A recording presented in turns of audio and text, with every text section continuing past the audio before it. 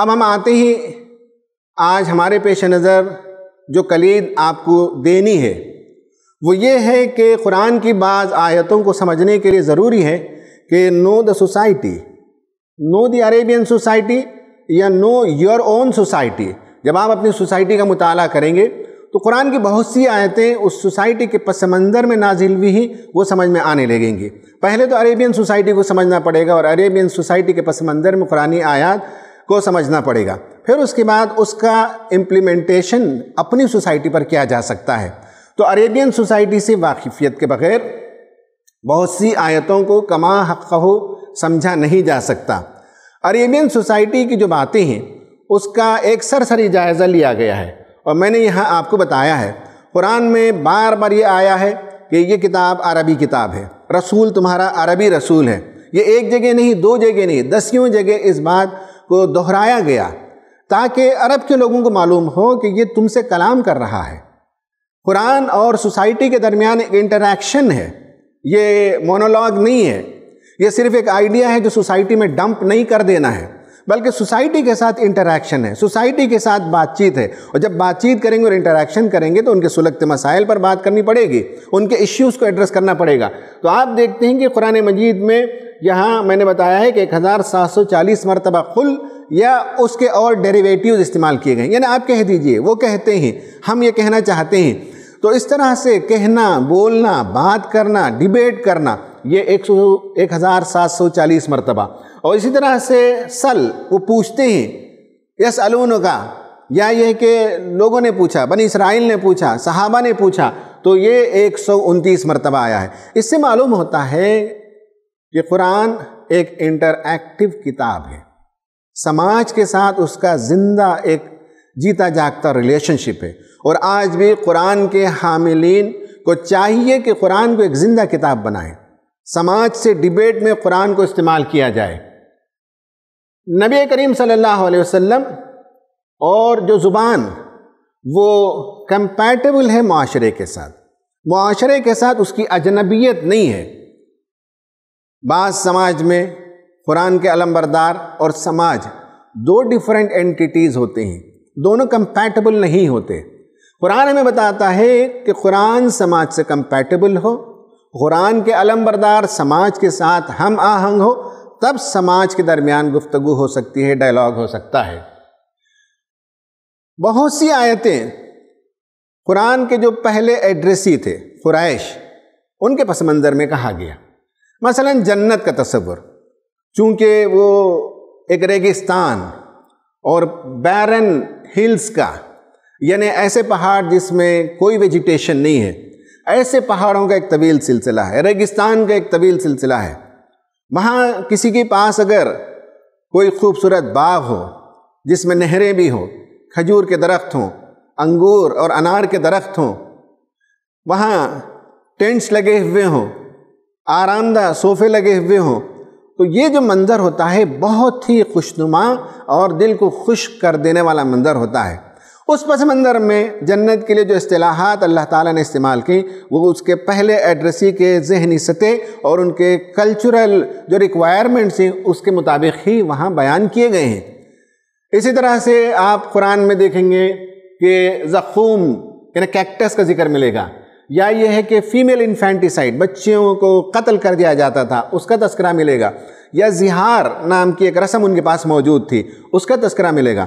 تو قرآن کی آیتوں کو سمجھنے کے لیے عربین سوسائٹی کو سمجھنا ضروری ہے، کیونکہ اس کے جو فرسٹ ایڈریسی ہیں ان کے ذہن سے اوپر کی باتیں نہیں بیان کی جا سکتی، انہیں سمجھ میں آئے اسی سطح سے گفتگو کرنی پڑتی ہے۔ یہ اسی طرح سے جس طرح سے حضرت عیسیٰ علیہ السلام نے بار بار کہا کہ کنگڈم آف ہیون، آسمانی بادشاہ، کیوں؟ اس لیے کہ اس وقت اسرائیل وہ رومن امپائر کے ماتحت باج گزار ہو کر زندگی بسر کر رہے تھے، انہیں کسی قسم کی آزادی نہیں تھی۔ تو اس زمانے میں انہیں بتایا گیا کہ اس کتاب پر عمل کرو، تورات پر، انجیل پر، رسولوں پر ایمان لے آؤ، رسولوں کی دعوت کے مطابق اگر زندگی بسر کرو گے تو آسمانی بادشاہت زمین پر قائم ہو جائے گی۔ یہ اسی مزاج کی مناسبت سے۔ اسی طرح سے یہود بنی اسرائیل جب مصر میں رہتے تھے تو وہاں بادشاہ نے خواب دیکھا اور اس نے 7 موٹی گائیں اور 7 دبلی گائیں انہیں خواب میں دیکھا۔ گائیں یا کاؤز جہاں کلٹیویشن ہوتا ہے، جہاں ایگریکلچر ہوتا ہے، وہاں ایک امپورٹنٹ اینیمل ہوتا ہے۔ پھر اس کے بعد دھیرے دھیرے گائے کی محبت ان کے دلوں کے اندر رچ بس گئی، پھر وہ بچڑے کی پوجا بھی کرنے لگے۔ تو وہ پس منظر جب سمجھیں گے آپ ایجپٹ کے، تو پھر یہ بات سمجھ میں آئے گی کہ یہود کے اندر بچڑے کی محبت کیوں پیدا ہو گئی۔ اب اس کے بعد یہ ہے کہ میں نے بتایا کہ قرآن کی بہت سی آیتوں کو آپ اس پس منظر میں سمجھیں گے، تو اس کے بعد جو لیگل اسکالرس ہوں گے آج کے زمانے کے، ان کی ذمہ داری بنتی ہے کہ ان آیتوں کو سمجھیں اور پھر اس سے وہ نکات نکالیں کہ جو آج کے زمانے پر امپلیمنٹ کیا جا سکتا ہو یا اسے اپلائی کیا جا سکتا ہو۔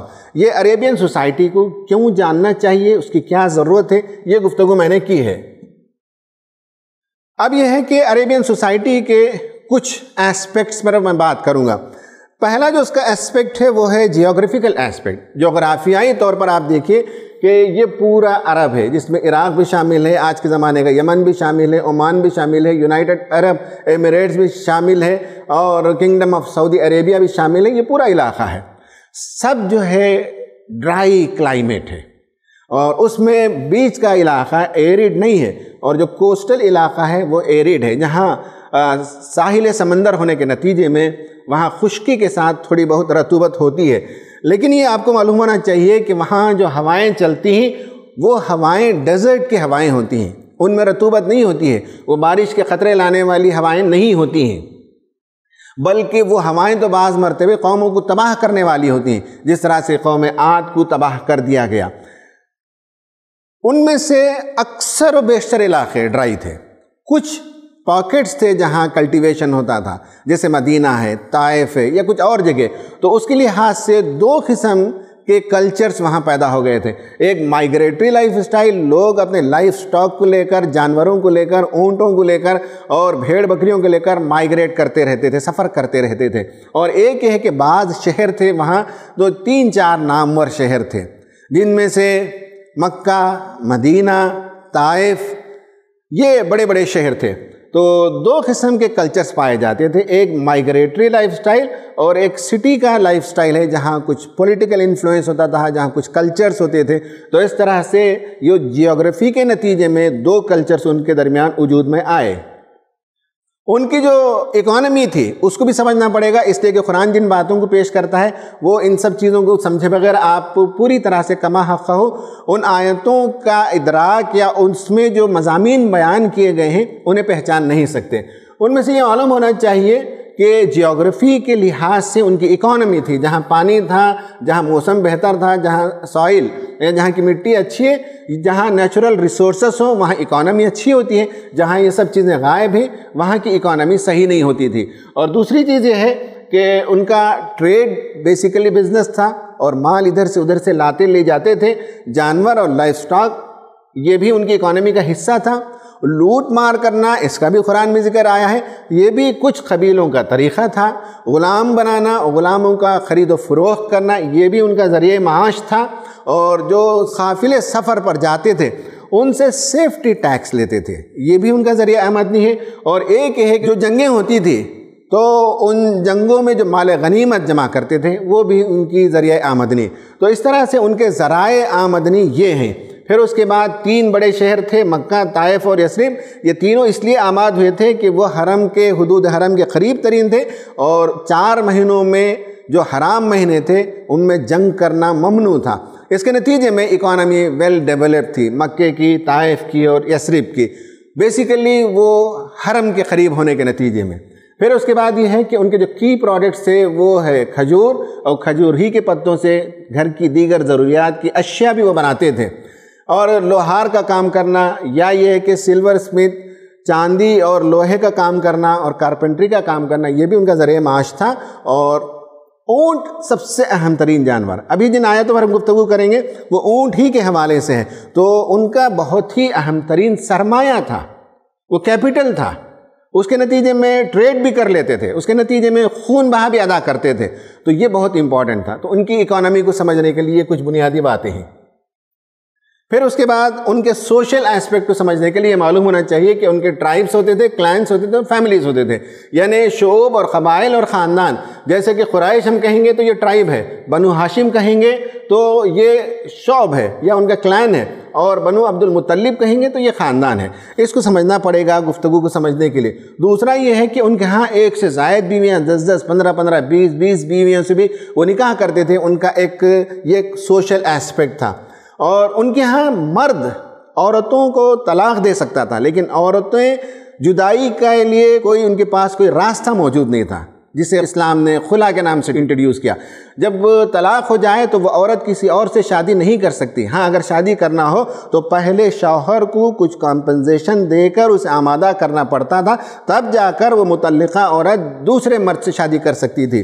اور یہ ان کے سوشل ڈائمنشنز اور سوشل ایسپیکٹس ہیں. ان ساری چیزوں کو آپ سمجھیں گے تو پھر قرآنی آیتوں کو سمجھنے میں آسانی ہوتی ہے. اور پولیٹیکل ایسپیکٹ یہ سمجھنا پڑے گا. Tribe has its own chief. جو قبیلے ہوتے تھے ان میں ہر قبیلے کا ایک ذمہ دار ہوتا تھا، اور تمام قبائل مل کر اپنا ایک ذمہ دار منتخب کر کے بھیجتے تھے. پھر ان کی جو ہے سٹی لیول کی ایک کانگریس ہوتی تھی یا سٹی لیول کی ایک کمیٹی ہوتی تھی، جسے وہ دار الندوہ بھی کہتے تھے، جہاں ان کی میٹنگ ہوتی تھی. نمبر 2 یہ ہے کہ ان کا جو ٹرائبل لیڈر ہوتا تھا اس کا کام ہوتا تھا سارے قبیلے کے عمومی حالات کا جائزہ لینا، عدل کا قیام کرنا، کسی پر ظلم ہونے نہیں دینا، کمزوروں کی مدد کرنا، اور کوئی باہر سے گیسٹ آئے تو انہیں ریسیو کرنا، اور جنگوں کے دوران جو مصالحت ہوتی ہے، ڈپلومیٹس آتے ہیں ان سے گفتگو کرنا، یہ لیڈر کا کام ہوتا تھا. اور جو ہیڈ آف دا ٹرائب تھا اس کا کام تھا میٹنگز کو بلانا، شورا کا انتظام کرنا، جسے ہم شورا کہہ سکتے ہیں آج کے زمانے سے، بورڈ میٹنگ کہہ سکتے ہیں، کانگریس کہہ سکتے ہیں، ٹرائبل کاؤنسل کہہ سکتے ہیں. یہ سب ان کی پولیٹیکل سسٹم. تو اس لیے مکہ جو ہے وہ ایک سٹی اسٹیٹ تھا، ایک ریاست تھی، لیکن وہ صرف سٹی لیول پر، جس کے 10 قبائل تھے اور 10 قبیلے کے سردار تھے، اور یہ 10 سردار مل کر مکے کا نظم و انصرام چلاتے تھے. پھر اس کے بعد ان کے ریلیجیس ایسپیکٹ کو سمجھ لیجئے کہ مکے والوں کے ریلیجیس ایسپیکٹ کو سمجھیں گے تو اس پارے میں جو مضامین بیان کیے گئے ہیں انہیں بہت آسانی سے آپ سمجھ سکتے ہیں. نمبر 1 ان کے ریلیجیس ایسپیکٹ میں پیگنزم، یعنی سورج کی پوجا کرنا، چاند کی پوجا کرنا، ستاروں کی پوجا کرنا. سورج دیوتا تھا، چاند دیوی تھی، اور ان دونوں سے نسلیں جو پھیلی وہ سیارے ہیں، یہ ان کا یقین تھا. اصنام اور اوثان، قرآن نے یہ 2 لفظ استعمال کیے ہیں، یعنی بت جو انسانی شکل میں ہوتے تھے انہیں اصنام کہتے تھے، جو انسانی شکل میں نہیں ہوتے تھے انہیں اوثان کہتے تھے. تو اس کی عبادت کرتے تھے. حبل، لات، منات، عزا اور بھی دیگر ان کے خدا یا بھگوان یا اوثان پائے جاتے تھے. اس کے علاوہ ان کے ہاں ٹوٹمزم کہتے ہیں، یعنی یہ کہ ہر قبیلے کا ایک سمبل ہوتا تھا، وہ جانور ہوتا تھا. اس لیے آپ دیکھیں گے کہ مکے کے لوگوں کے نام کے ساتھ جانوروں کے نام ملیں گے. جیسے کہ مشہور حدیث میں ہے کہ بنو کلب والوں کی بکریوں کے بال کے برابر تمہارے گناہوں کی مغفرت ہوگی. کلب کتا ہے. غار ثور کہتے ہیں بل کو، سانڈ کو، بیل کو کہتے ہیں. اس طرح سے ان کے ہاں قبیلوں کے نام، افراد کے نام، جگہوں کے نام جانوروں سے متعین ہوتے تھے، اس لیے اس کو ٹوٹمزم کہتے ہیں. یہ ان کے ہاں پایا جاتا تھا. اسی طرح کرسچینٹی تھی، جوڈائزم تھا، اور حنفی مذہب بھی تھا. وہ لوگ تھے جو حضرت ابراہیم علیہ السلام کے طریقے پر عبادت کرتے تھے، حج بھی ان کے مطابق کرتے تھے. قریش جب حج کرتے تھے تو وہ میدان عرفات تک نہیں جاتے تھے، وہ ان کی شان کے خلاف سمجھتے تھے. لیکن جو احناف تھے، گو کہ وہ چھوٹا طبقہ تھا، وہ شرک نہیں کرتا تھا، وہ حضرت ابراہیم علیہ السلام کے دین کی پیروی کرتے تھے. اس دین کا جو کچھ حصہ باقی رہ گیا تھا اس کے مطابق ان کی زندگی بسر ہوتی تھی. تو حنفا بھی ان کے درمیان پائے جاتے تھے. اور سابعی مذہب یعنی جو ستاروں کی پوجا کرنے والے، یہ سب پورے عرب میں پائے جاتے تھے. عربین کلچر کو سمجھیں گے تو پھر قرآن کی بہت سی آیتیں آپ کو آسانی سمجھ میں آنے لگیں گی. نمبر 1 یہ ہوا. نمبر 2 یہ ہے کہ ریلیجن آف ابراہم جو حنیف جسے میں نے کہا اوپر بتایا، تو وہ حنفی مذہب کے لوگ اس میں پائے جاتے تھے، اور وہ شرک سے دور رہتے تھے، کسی قسم کا شرک نہیں کرتے تھے، نہ اوثان کی، نہ اصنام کی، نہ ستاروں کی، نہ سورج چاند کی، نہ درختوں کی، نہ جانوروں کی، کسی کی وہ پوجا نہیں کرتے تھے۔ وہ صرف ایک خدا کا تصور ذہن میں رکھتے تھے۔ ہاں ان کے پاس تفصیلات موجود نہیں تھی کہ خدا ہم سے چاہتا کیا ہے، ہماری نجات کے لیے کون سا طریقہ صحیح ہے، اس سے واقفیت ان کی نہیں تھی، لیکن زندگی میں وہ شرک نہیں کرتے تھے۔ جب اسلام نبی کریم صلی اللہ علیہ وسلم نے مکے کے معاشرے میں پیش کیا تو سب سے پہلے حنفاء نے اسے قبول کیا تھا۔ اس کے بعد ان کا جو کلچر تھا، اس کلچر کو بھی سمجھنا پڑے گا۔ ریلیجیس کلچر میں مرد ڈومیننٹ ہوتا تھا اور عورتیں لیس امپورٹنٹ ہوتی تھی، کم تر درجے کی وہ ہوا کرتی تھی، اور انہی کے کلچر کا حصہ ہے کہ لڑکیوں کو زندہ دفن کر دیا جاتا تھا اور ایک سے زیادہ بیویاں شادی میں وہ لیتے تھے۔ یہ بھی جو ہے ان کا پیٹریارکل کلچر ہے۔ اور میں نے یہ ٹوٹمزم کو ڈیفائن کیا، یہ کیا چیز ہے قبائل کی زندگی میں، یہ بڑی اہمیت کی چیزیں تھیں۔ اور آج بھی عرب میں آپ دیکھیں گے کہ بعض عرب کے جو سمبلز ہیں وہ جانور ہیں یا پرندے ہیں، اسی سے وہ اپنے آپ کو منسوب کرتے ہیں۔ تو یہ ان کا ریلیجیس کلچر ہے۔ اب آتے ہیں ان آیتوں کو سمجھتے ہیں۔ یہ جو آیتیں ہیں آپ دیکھیے، وَجَعَلُوا لِلَّهِ مِمَّا ذَرَأَ مِنَ الْحَرْثِ وَالْأَنْعَامِ نَصِيبًا فَقَالُوا هَذَا لِلَّهِ بِزَعْمِهِمْ وَهَذَا لِشُرَكَائِنَا فَمَا كَانَ لِشُرَكَائِهِمْ۔ آگے تفصیل سے بات آئی ہے۔ یہ ان کے مذہبی جو مراسم تھے اس سماج کے، وہ مذہبی مراسم کا تذکرہ آیا ہے، اور یہ بتایا گیا ہے کہ ان کے ہاں کھیتی اور جانور ان دونوں سے جو آمدنی ہوتی تھی اس میں سے کچھ حصہ وہ نکالتے تھے خدا کے نام پر، پھر اس کے دو حصے کرتے تھے۔ ایک حصہ اللہ تعالیٰ کے نام سے، چونکہ وہ اللہ تعالیٰ کو بھی مانتے تھے، وہ خدا کو بھی مانتے تھے، اور کچھ ان کے شرکا بھی تھے تو ان کا بھی حصہ ہوتا تھا۔ اب یہ ہے کہ کسی وجہ سے جو اللہ کے نام سے حصہ نکالا اس میں سے کمی ہو گئی تو کوئی بات نہیں، لیکن اس میں اگر کمی ہو جائے جو شرکا کا ہے، جو اصنام کا ہے، جو اصل میں پروہتوں کو پہنچتا ہے، مان لیجئے کہ اس میں بکری کا بچہ انہوں نے نکالا اور بکری کا بچہ مر گیا، تو اللہ کے نام سے جو نکالا اس میں سے نکال کر یہاں کمپنسیٹ کر دیں گے، خدا کا حصہ کم ہو جائے لیکن پروہتوں کا حصہ کم نہیں ہونا چاہیے۔ اسی طرح اناج کی تقسیم کرتے ہیں، یہ اللہ کے لیے ہے اور یہ شرکا کے لیے، اور اگر مان لیں کہ شرکا کے اناج میں سے کچھ چوری ہو جائے، کچھ جانور کھا لیں تو پھر ادھر سے نکال کر ادھر ڈال دیتے تھے۔ قرآن نے اس کا ذکر کیا اور اس پر کمنٹ کیا۔ اسی طرح سے ان کے ہاں ایک اور مسئلہ تھا جو مذہبی مسئلہ تھا، وہ ہے وَكَذَلِكَ زَيَّنَ لِكَثِيرٍ مِّنَ الْمُشْرِكِينَ قَتْلَ أَوْلَادِهِمْ، اپنے اولاد کو قتل کرنا، یہ ان کا مذہبی معاملہ تھا۔ بچوں کو بھگوان کے نام پر چڑھا دینا، انہیں قتل کر دینا، یہ مشرکین عرب ہی کا زمانے میں نہیں بلکہ آج کے زمانے میں بھی پایا جاتا ہے، اور امریکہ کے بھی بہت سے واقعات آپ کو ملیں گے، ہندوستان میں بھی ملیں گے، افریقہ میں بھی ملیں گے۔ اس پر جو تھیولوجنس ہیں، جو تھیولوجیکل اسٹڈی کرتے ہیں، وہ بھی یہ بتاتے ہیں کہ یہ اصل میں ڈیپلی ریلیجیس ایک بلیف ہوتا ہے کہ کبھی انہیں بھگوان نظر آتا ہے، یہ اسکیزوفرینک بیہیویئر ہے، حالانکہ یہ سائیکولوجیکل ایسپیکٹ ہے، لیکن وہ اسکیزوفرینیا میں مبتلا نہیں ہے، یہ سائیکک لگتا ہے، لیکن تھیولوجی کے ماہرین بھی اور خود سائیکالوجی کے ماہرین بھی کہتے ہیں کہ یہ ڈیپلی ریلیجیس ایٹیٹیوڈ ہوتا تھا ان کا، کہ گناہوں کے کفارے میں بچوں کو خدا کے نام سے چڑھا دیتے، یا بستی پر کوئی آفت آنے والی ہے تو بچی کو اٹھا کر سمندر میں ڈال دیتے، یا یہ ہے کہ اس گاؤں اس وادی کا ایک جن ہوتا تھا، کوئی بھوت ہوتا تھا، اور اگر کوئی بچہ دان نہ دیا جائے تو پورے قبیلے پر مصیبت آ سکتی ہے۔ اس خیال سے وہ ایک درد انگیز معاملہ کرتے تھے، وحشیانہ معاملہ کرتے تھے، بے دردانہ معاملہ کرتے تھے، اور اپنے بچوں کو قتل کرتے تھے بھگوان کے نام پر۔ اور ایک اور یہ کہا گیا کہ وَقَالُوا هَذِهِ أَنْعَامٌ وَحَرْثٌ حِجْرٌ، یعنی یہ ہے کہ کچھ انعام جانور اور کچھ اناج یہ ہمارے لیے حرام ہے۔ حجر کا مطلب ہے فقہی اعتبار سے ان کی شریعت میں، جو خود ساختہ شریعت ہے، خدا کی شریعت میں نہیں، وہ حرام انہوں نے کر دیا تھا۔ اب اس کے بعد ان کی تفصیلات اللہ تعالیٰ نے بیان کی کہ وہ اپنے زعم میں یہ سمجھتے تھے کہ بعض جانوروں میں سے زندہ بچہ پیدا ہو تو کون کھائے گا، وہ مرد کھائیں گے، عورتیں نہیں کھائیں گی۔ اگر وہ جانور بچہ دے اور اس سے مادہ پیدا ہو تو وہ کون کھائیں گے، اور پھر اس میں بچہ مردہ پیدا ہو تو اس میں مرد اور عورت سب مل جل کر کھا سکتے ہیں۔ اس طرح کی خود ساختہ شریعت اس زمانے میں بھی پائی جاتی تھی اور آج بھی اس طرح کی شریعتیں پائی جاتی ہیں۔